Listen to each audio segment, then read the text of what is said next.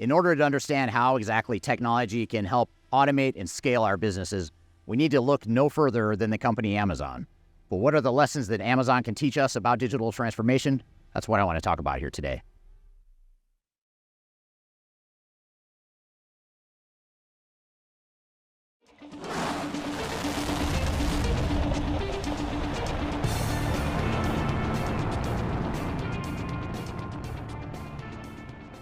My name is Eric Kimberling. I'm the CEO of Third Stage Consulting, and we're an independent consulting firm that helps clients throughout the world reach their third stage of digital transformation success. And one of the things we always look to when we're helping clients through digital transformations are some case studies and examples of how organizations that are successful have used technology to grow their business, to automate their business, and all that good stuff. And one of the best examples I can think of in recent memory is the company Amazon. Their use of technology and their use of digital transformation in general is unparalleled. And in fact, it's one of the fastest growing companies in history. So what I want to do today is talk about some of the lessons learned from Amazon and the ways they use emerging technologies in particular, and how that might apply to your business as you embark on your digital transformation journey.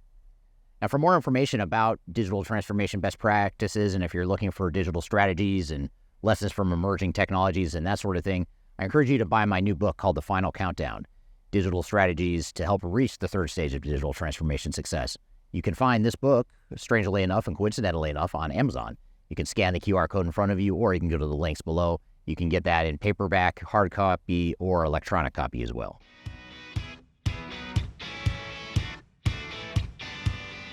The first thing we can learn from Amazon's technology initiatives is the focus on customer experience. If you think about how Amazon was built, they were one of the pioneers in the e-commerce space in the late 1990s. And this is back at a time when people hadn't really learned how to use websites. They weren't used to e-commerce. They weren't used to buying books or any sort of products on a website of any sort. But Amazon came along and provided a great customer experience, not only at the beginning and the inception of the company, but also as the company has advanced and grown and evolved, they've continued this hyper-focus on customer experience. And when I say customer experience, I mean making it easy to buy products, to find the products you're looking for, the customer reviews that help you make informed decisions, the sales rankings to show you how popular a product is, the ability to make recommendations based on past buying behavior. These are all ways not only to drive revenue for the company, but also to provide a better customer experience so that technology makes it easier in a more sticky relationship with customers. So when you look to your digital transformation, the question becomes, how can you create a better customer experience for your organization and your organization's customers? What can you be doing to make sure that technology doesn't become an obstacle, but instead it becomes something that provides a more positive customer experience and ultimately allows you to sell more and generate more revenue for your organization?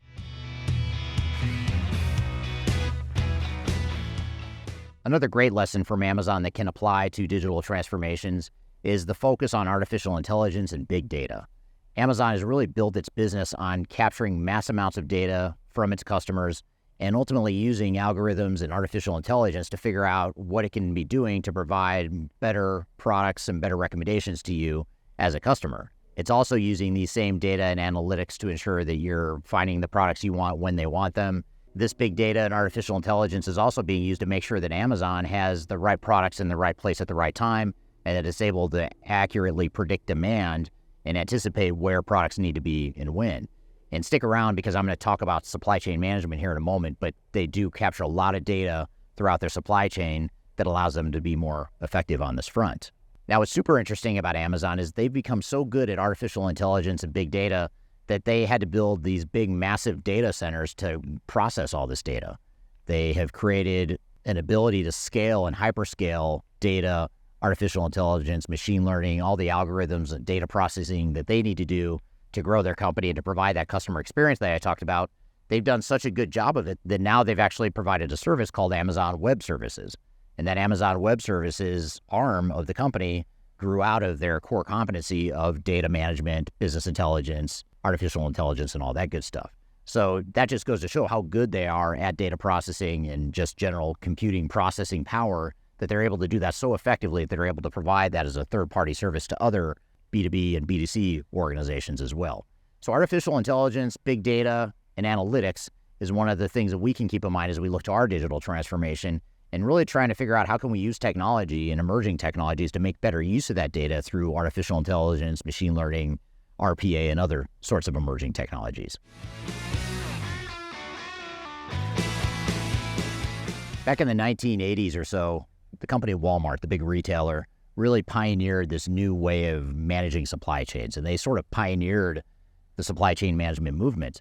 But Amazon took it to a whole nother level in the late 90s into the 2000s when they really started to look at how can they truly scale their global supply chain to be more efficient and effective. And the way they did this is a few different ways. First of all, they built these massive warehouses that stored a lot of inventory, that use big data and other information to get information from customers and to get products out the door as quickly as possible. As the company has grown, they've expanded their network of warehouses to where now most big cities, at least in North America, have big warehouses where products can be shipped quickly, in some cases overnight or same day, because the warehouses are in such close proximity to their customers.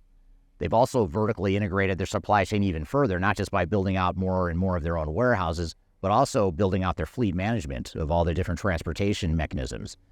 If you recall, or if you may not know, Amazon used to rent out mail trucks from the U.S. Postal Service and use them to help take some of the delivery load off of their network. But over time, what they did is they brought that in-house and instead built out their own fleet of trucks that now they manage.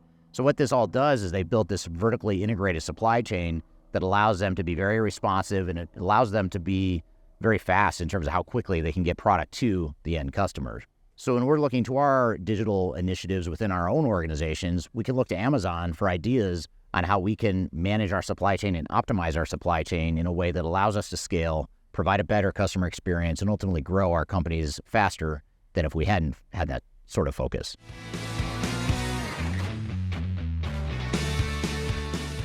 Another way that Amazon has used emerging technologies to really transform the way it does business is its use of robotics.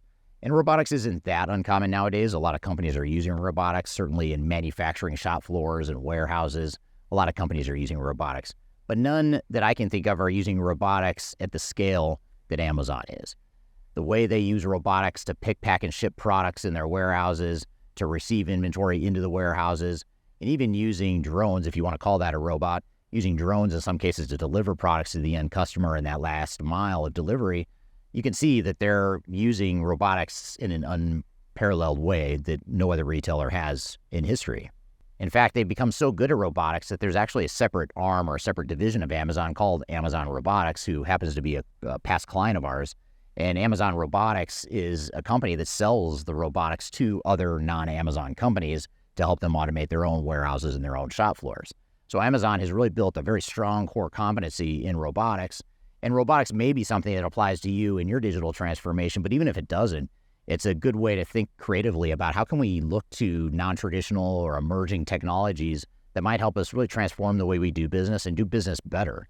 And these high-value areas of emerging technology might be a better way to spend our IT budget than on back-office systems or other things that are likely to cost a lot of money without as much business value to show for it.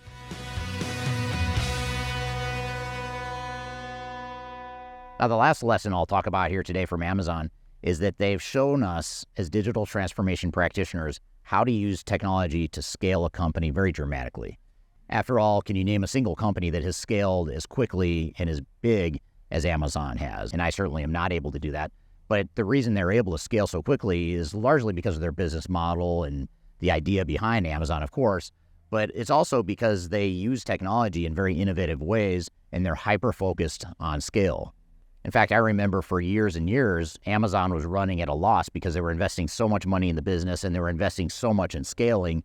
And one example in particular that really stands out from probably 10 years ago or more is I remember reading an article about how Jeff Bezos was being told by a CFO that he should absolutely not roll out Amazon Prime. And if you don't know, Amazon Prime is a subscription model, an annual fee you pay to get faster delivery from Amazon. And the theory behind Amazon Prime is that you would pay a nominal fee, I think it was like $10 per year, and you would get faster delivery than if you weren't an Amazon Prime member. Now, $10 for a whole year of fast delivery is not much if you're buying a lot from Amazon, and so Amazon's technically losing money on that Amazon Prime, But Jeff Bezos' vision was that that would make people more likely to buy more stuff from Amazon, and ultimately he was playing the long game there. His CFO told him, don't do it, and Jeff Bezos said, I'm doing it anyway, and he did, and the rest is history. So clearly he's made some decisions like that that are very focused on scale, and he's focused on the long game too. He's not making short-term decisions. He's made some very long-term decisions that are now paying dividends for not just for him, but for the employees and the shareholders of the company, and for us as consumers as well.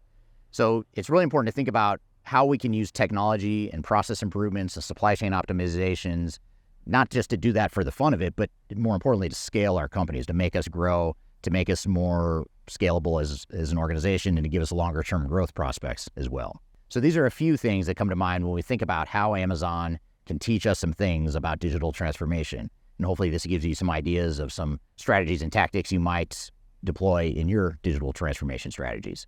For more information and ideas around digital strategies and emerging technologies, I encourage you to read my new book called The Final Countdown.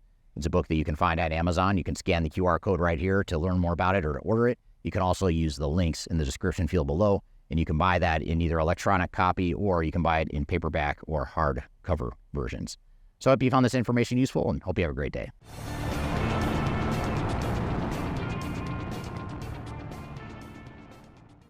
Hold on. I'm like, how do I start these? Okay, where am I? After all, when's the last houses where so when we're looking to our supply, this big data is also being used. Well, no.